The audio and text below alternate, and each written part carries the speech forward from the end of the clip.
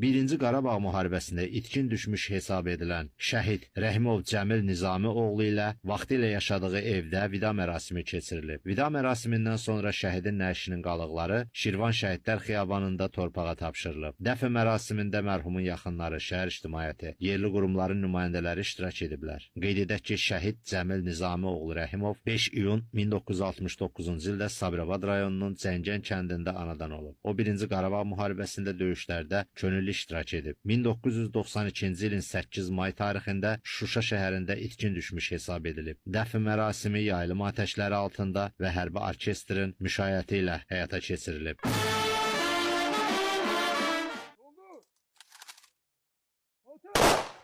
1992-ci ildə könüllü olaraq Qarabağ döyüşlərində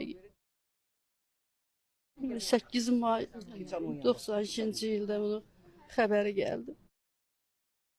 Sonra da itkin adı verdilər. Atam 92-ci ildə, qardaşım 1 yaşında, mən də ana bətində 8 aylıq olarkən gedib, vətən uğrunda gedib. Şəhid olub, itkin düşüb. 33 ildən sonra ondan ilk və son görüşüm olacaq mənim bu gün. Əlbəy Zeynallı, Elçin Həsənov, Layiq Qələndərli, APA TV, Şirvan.